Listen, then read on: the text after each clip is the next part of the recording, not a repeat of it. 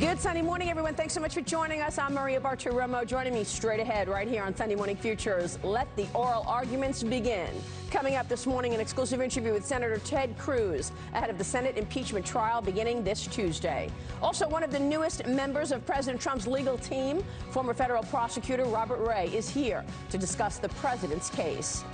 Then Donald Trump Jr. here on the trial, the attempts to take down his father, and the election year ahead.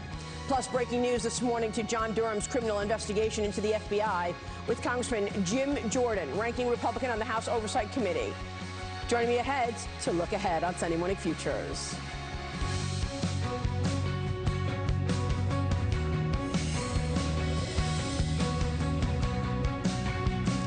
So the week has arrived. The Senate trial will begin this Tuesday. How long will this impeachment trial last? Here's Senate Judiciary Chairman Lindsey Graham on this program 2 weeks ago.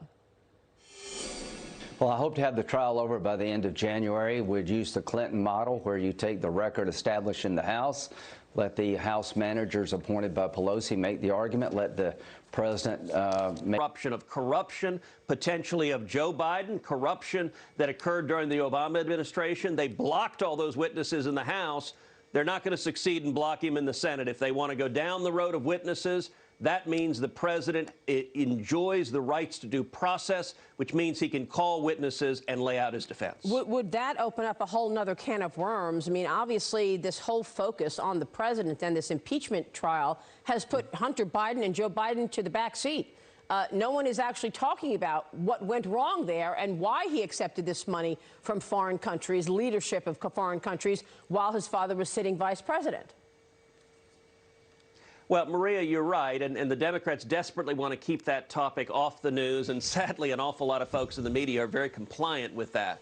But that's why I said this week the president having the opportunity to defend himself is so important, because I think one of the fundamental defenses that I expect to hear from the White House this week is that the president has inherent authority and, in fact, a responsibility to investigate corruption.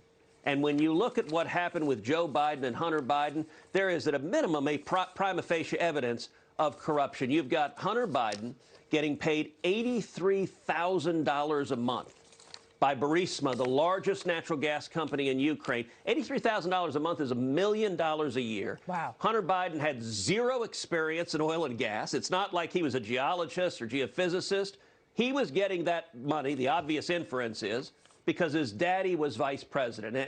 And Joe Biden is on video, the Council of Foreign Relations, bragging that he blocked $1 billion in foreign loans and foreign aid to Ukraine until they fired the prosecutor who was potentially investigating Bartiromo, the company on which Hunter Biden sat on the board.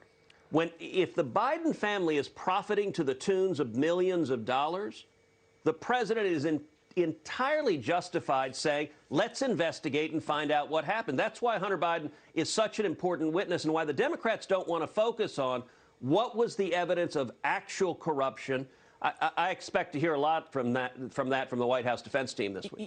You've got a 51-vote threshold in terms of getting that vote to hear witnesses. Do you want to hear from witnesses? And then I want to get your take on the White House's letter sent last night, basically calling the articles of impeachment violations of the Constitution.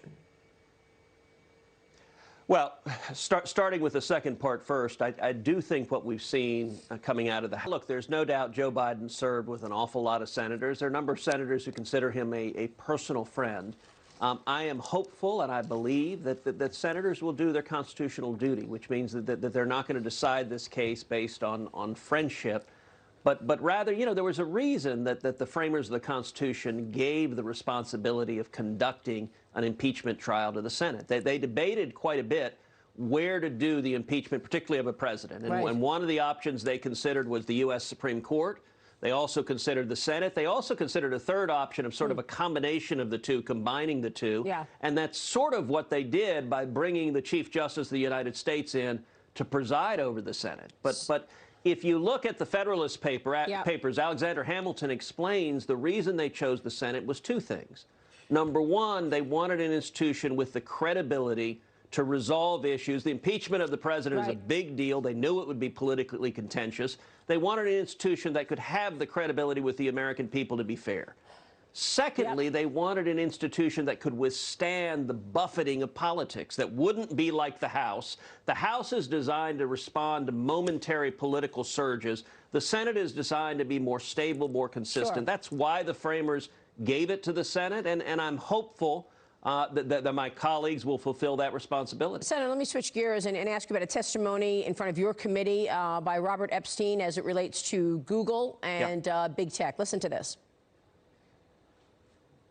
In 2020, if all these companies are supporting the same candidate, there are 15 million votes on the line that can be shifted without people's knowledge and without leaving a paper trail for authorities to trace. 15 million votes. Go back for us. What happened in 2016, and are you worried that big tech wants to put its finger on the scale in the upcoming 2020 election? So I'm very worried that that testimony that you just showed is Dr. Robert Epstein, who's a very respected academic. He's a psychologist, used to be the editor of Psychology Today. And he did an empirical study on Google in 2016 and on the search results they came back. And he was astonished by the results. He found that based on manipulated search outcomes, biased searched outcomes, that Google in 2016 shifted 2.6 million votes towards Hillary Clinton. Now, here's the interesting thing, Maria. Dr. Epstein is not a Republican. He is a liberal Democrat. He voted for Hillary Clinton. So politically, he was happy to see more votes for Hillary, but he was horrified to see big tech have that kind of power. And he went on to testify what you just played, which is if they do the same thing in 2020, which all indications are that they're going to, they could shift up to 15 million votes. It is terrifying that a handful of Silicon Valley billionaires that now control over $5 trillion of the American economy have no accountability and the ability to censor, to deceive, and to manipulate votes. And I think that's a threat to our democracy we need to take very seriously. Well, let's not forget Michael Bloomberg, who is running for president, said that he's willing to spend up to $1 billion, even if he's not the nominee. He's already spent $217 million. He's already spent, Bloomberg has already spent more than every other candidate combined. And you know, it is kind of striking with all the rhetoric. It's fairly interesting that the two top spenders on the Democratic side are two gazillionaires, billionaires who are just writing massive checks. And you know, that often is the case when you see people with socialist rhetoric, is they often are doing so from a position of great wealth themselves. And so they're happy to redistribute other people's wealth, not so much themselves. Wow.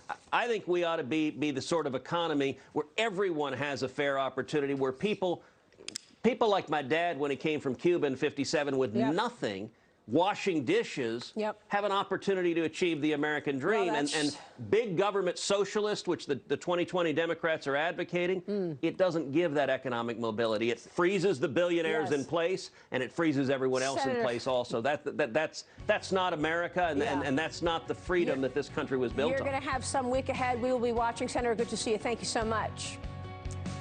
Coming up, a member of the president's defense team right here on set. The Senate impeachment trial. This was all about a vendetta of one thing. We don't like him. We want to get rid of him. Doug Collins breaks down what's next on Life, Liberty, and Levin. Welcome back with opening statement. Take a listen to this soundbite of Jim Comey on another network talking about the way he decided to send a few FBI agents over to the White House to question General Michael Flynn. I thought it's early enough. Let's just send a couple guys over. We placed a call to Flynn. It's been exciting, and I'm proud to say for his event, of all the events he's done in all of the country, we've had the most ticket requests. He's coming to support me and my re-election. He's coming to support about his issues, and we are really proud to have him. There are going to be thousands upon thousands. The last I've heard, I think there's been about 100,000 ticket requests for the president. We're proud to have him. We're proud to have the president, and it shows he cares about the big towns and the big cities, and he also cares about the little places. Yes, Congressman Jeff Van Drew, thank you so much. Of course, we wish Maria the very best. Send her flowers. Send Maria Bartiromo some flowers because she's under the weather, but she will be back. Stay with us.